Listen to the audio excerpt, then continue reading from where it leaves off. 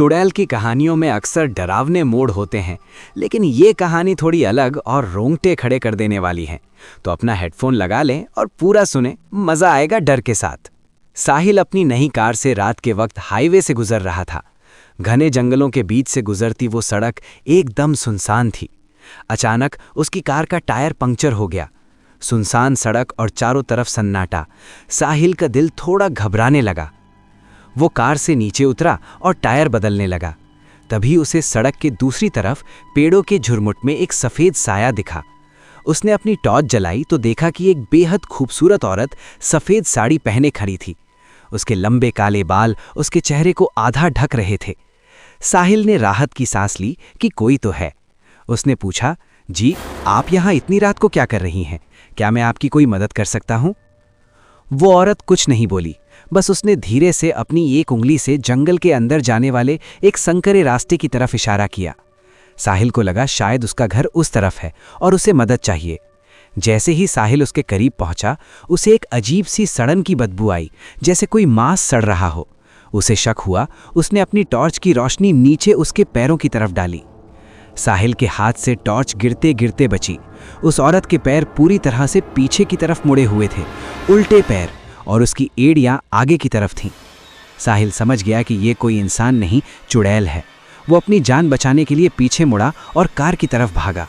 लेकिन जैसे ही वो कार के पास पहुंचा, उसने देखा कि वो औरत अब कार की छत पर बैठी थी। उसके चेहरे से बाल हट चुके थे। उसका चेहरा इंसानी नहीं था, बल्कि चमड़ी सूखी हुई थी और आंखों की जगह सिर्फ जलते हुए अंगारे थे। वो चुड़ैल एक डरावनी हंसी हंसी और बोली, इतनी जल्दी क्या है? अभी तो मैंने तुम्हें अपना असली घर दिखाया ही नहीं। साहिल ने हिम्मत जुटाकर कार का दरवाज़ा खोला और अंदर घुस गया। उसने कार स्टार्ट करने की कोशिश की, पर इंजन जाम हो गया था। तभी उसे महसूस हुआ कि कार के अंदर का तापमान अचानक बहुत गिर गया है। उसने बगल वाली सीट पर देखा। वो चुड़ैल अब बगल वाली सीट पर बैठी थी। उसने अपना लंबा नुकीला नाखून साहिल की गर्दन पर रखा और फुसफुसाते हुए कहा, तुम्हें क्या लगा टायर अपने आप पंक्चर हुआ था? मैं पिछले 10 किलोमीटर से तुम्हारी कार की छत पर लेटी हुई थी। अगले दिन पुलिस को वो कार हाईवे के किनारे मिली। कार अंदर से पूरी तरह से लॉक थी। टायर बिल्कुल ठीक थे, लेकिन साहिल गायब था। कार की अंदरूनी छत पर खून से सने हाथ के निशान थे और पूरी कार में सफ़ेद लंबे बाल बिखरे हुए थे। पुलिस ने जब कार की बारीकी से जांच की तो उन्हें एक ऐसी चीज़ मिली जिसने केस की पूरी दिशा बदल दी। कार के डैशबोर्ड पर लगे कैमरे की रिकॉर्डिंग चालू थी। जब पुलिस ने वीडियो प्ले किया तो उन्होंने देखा कि साहिल कार के अंदर अकेला चिल्ला रहा था। बगल वाली सीट पर कोई नहीं था। लेकिन तभी वीडियो में एक खौफनाक आवाज़ आई, वही चुड़ैल की आवाज़। वीडियो में दिखा कि साहिल अचानक हवा में उठने लगा, जैसे कोई अदृश्य ताकत उसका गला घोंट रही हो। लेकिन तभी एक भयानक मोड़ आया। साहिल का शरीर अचानक बीच से 2 हिस्सों में फटने लगा।